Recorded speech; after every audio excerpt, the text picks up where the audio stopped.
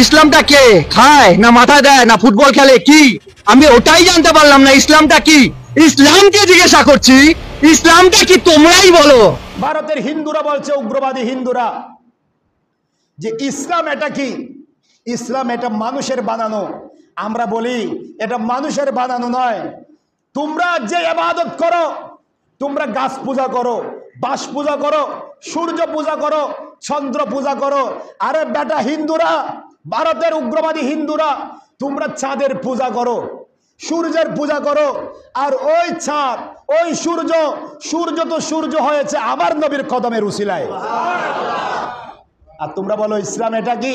আর মনে রেখো, শায়ের বলছেন, শায়ের কত সুন্দর করে বলেছেন, ये चाँद उनके कदमों पे बिकलीन आया है। চাঁদ বলছে, আমি চাঁদ যখন পৃথিবীর পূর্ব প্রান্তরে উদিত হই, আমি যখন আস্তে আস্তে পশ্চিম দিকে যাই, যাইতে যাইতে আমি যখন সোনার মদিনার গম্বুজ দেখি, তখন আমি আর সোজা যেতে পারি না, হয়তো ডানে চলে যায়, নয়তো বামে চলে যায়। আমি মদিনা শরীফের উপর দিয়ে যেতে পারি না, কারণ আমি চাঁদের চেয়েও সবুজ গম্বুজ আরো বেশি সুন্দর।